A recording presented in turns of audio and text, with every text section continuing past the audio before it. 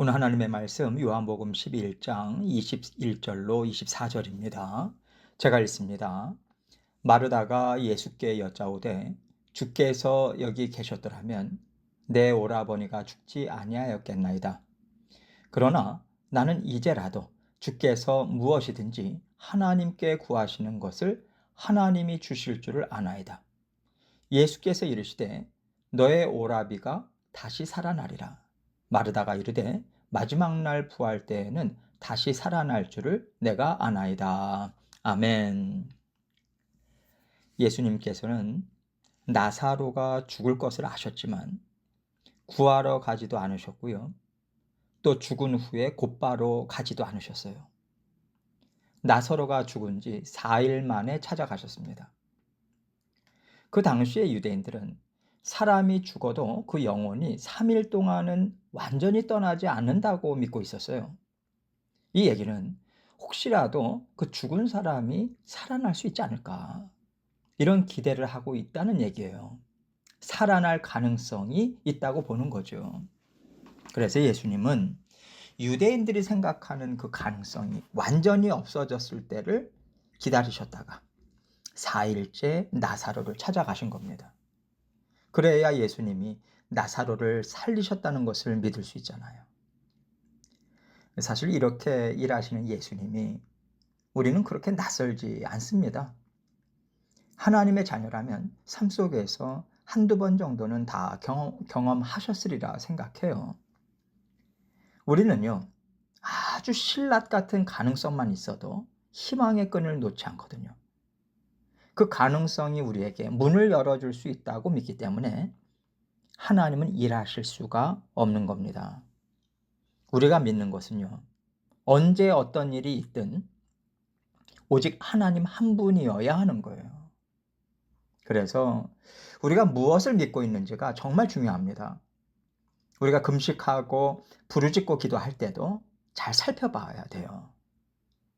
지금 우리가 어떤 가능성을 믿고 기도하고 있는지, 아니면 하나님만을 믿고 기도하는지, 하나님은 이것을 보시거든요. 오늘 말씀을 보면 마르다는 오빠 나사로의 죽음을 보면서 예수님께 특별한 기대를 하지 않습니다. 왜냐하면 마르다가 생각할 때 나사로가 살아날 가능성은 하나도 없기 때문이에요. 그런 마르다를 보시면서 예수님께서는요, 사람이 생각하는 가능성에 묶이지 않고 하나님을 바라볼 수 있는 믿음의 자리, 하나님을 체험하여 아는 그 자리까지 이끌어가고 계신 것을 볼 수 있어요. 오늘 본문 21절을 보겠습니다.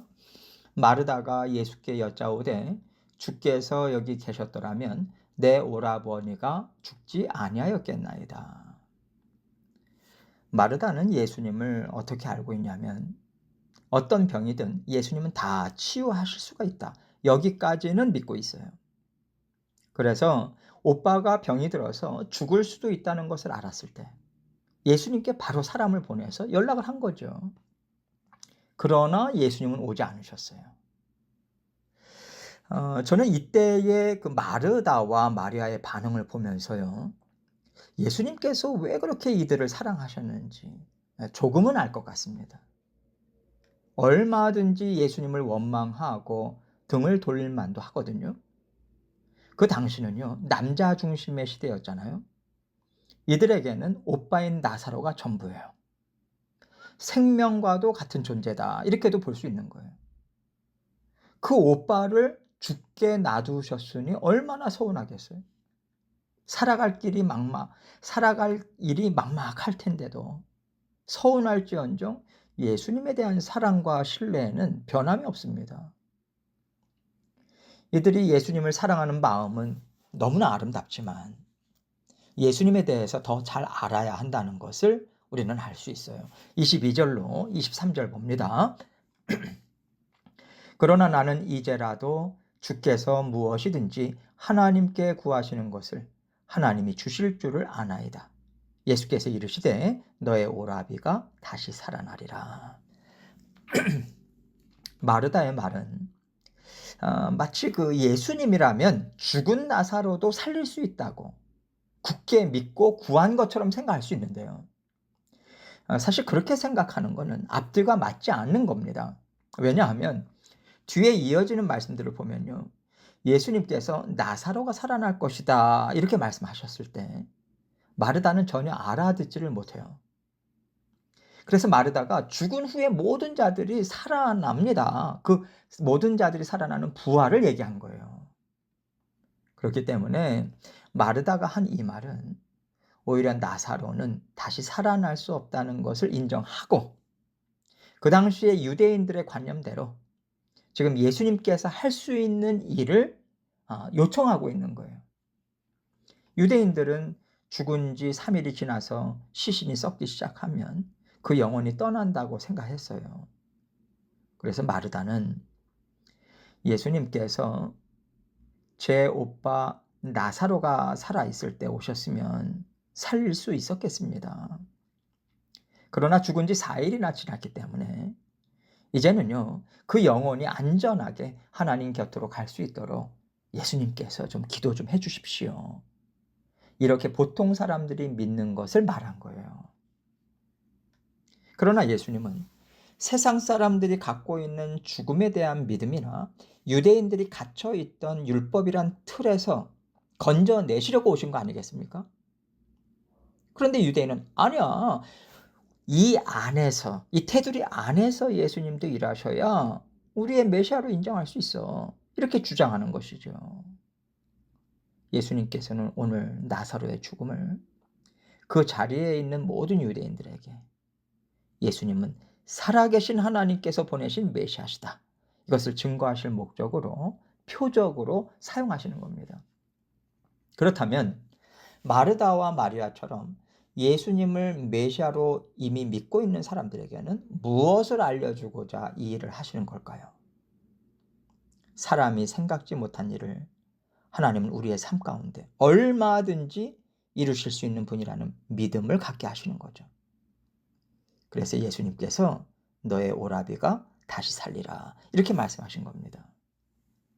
그러자 마르다가 이렇게 대답해요. 24절입니다. 마르다가 이르되 마지막 날 부활 때에는 다시 살아날 줄을 내가 아나이다. 마르다가 지금 말하는 것은 그 당시에 유대인들도 믿고 있었던 거예요. 마지막 날이 되면 모든 하나님의 백성들은 다 부활할 것을 믿은 거죠. 그러니까 예수님께서는요. 그래 맞다. 그것도 맞지만 하나님은 너희의 삶 가운데 살아서 역사하시는 하나님이시다.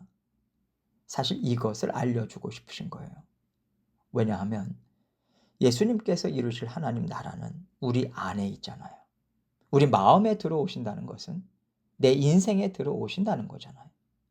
내 생각 속에, 내 마음 가운데, 내 육신 가운데, 내 삶 가운데, 내가 맺고 있는 모든 관계 속에 다 하나님의 나라가 임한다. 하나님의 전지전능하심과 살아 역사하심이 못 미치는 곳이 없다. 완전한 하나님 나라가 너희 가운데 임한다. 이것을 예수님께서는 죽은 나사로를 다시 살리심을 통해서 알려주고 계신 겁니다. 예수님께서는 오늘을 살아가는 우리에게도 이 믿음을 갖게 하시려고 모든 일들을 다 사용하고 계시는 거예요. 하나님은요, 우리가 그렇게 두려워하는 자리까지 가지 않고도 얼마든지 일을 이루실 수 있는 분이심에도 불구하고 기다리시는 겁니다. 자꾸만 그 시기를 지나가게 하시고요. 경험하고 싶지 않은 것까지도 경험하게 하시는 일을 우리에게도 하시는 거예요. 설마 했는데 그 설마가 기정사실이 되는 순간 우리 마음이 무너지잖아요. 살 길이 막막해지지 않습니까?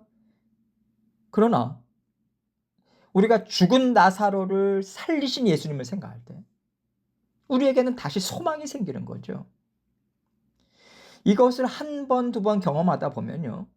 하나님이 어떻게 일하시는지 알게 됩니다. 아, 이제부터 하나님께서 일하시겠구나. 이게 깨달아져요. 그래서 모든 가능성이 다 끊어졌을 때 우리는 주저앉고 무너지고 실망하기보다는 마음을 다시 추스려서 하나님이 하실 일을 기대합니다. 세상 사람들은 우리를 보면서 저의 인생은 끝났다, 마치 죽은 자 취급을 하지만 우리는 죽음을 인정하지 않아요. 오히려 나는 살았다, 나는 살 것이다, 나는 예수 그리스도와 함께 부활할 것이다, 이것을 믿는 믿음으로 끝까지 주님과 동행합니다. 하나님은 우리가 이 믿음으로 살기를 바라시는 거예요.